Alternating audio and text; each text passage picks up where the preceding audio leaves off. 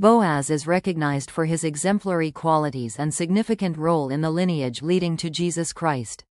Background and lineage. Boaz was a landowner in Bethlehem, Judah. During the 14th century B.C.E. he is described as a man mighty in wealth, indicating his substantial social and economic status.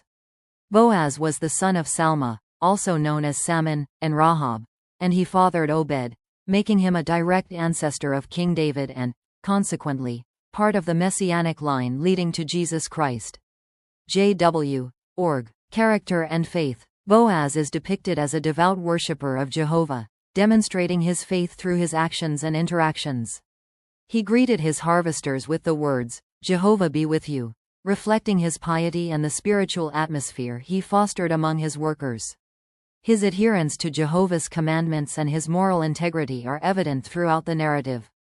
Interaction with Ruth. The Book of Ruth details Boaz's encounter with Ruth, a Moabite widow who had accompanied her mother-in-law, Naomi, back to Bethlehem after the deaths of their husbands.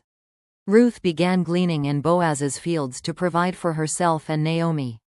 Boaz took notice of her diligence and loyalty to Naomi. He ensured her safety by instructing his young men not to touch her and allowed her to glean among his maidens, providing her with food and protection. Boaz's actions were in line with the Mosaic Law's provisions for the poor and foreigners, showcasing his adherence to divine statutes and his compassionate nature.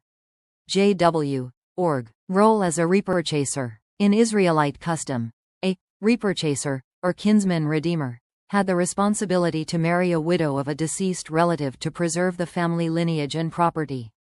Naomi identified Boaz as one of their reaper-chasers.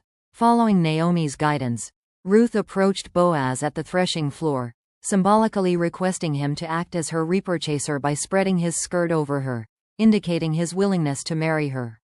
Boaz acknowledged Ruth's request and praised her for her loyal love, noting that she did not pursue younger men, whether poor or rich. He agreed to fulfill the role of reaper-chaser, provided a closer relative declined the responsibility. Marriage to Ruth and legacy. Boaz approached the nearer kinsman, who chose not to act as reaper-chaser, allowing Boaz to marry Ruth. Their union was blessed by the townspeople, and Ruth bore a son named Obed. Obed became the grandfather of King David, placing Boaz and Ruth in the direct lineage of Jesus Christ. This lineage is significant in biblical history, as it highlights the inclusion of a Moabite woman into the ancestry of the Messiah, emphasizing themes of faith and inclusion. Symbolism of the name, Boaz. The name, Boaz, is possibly derived from a Hebrew term meaning, in strength.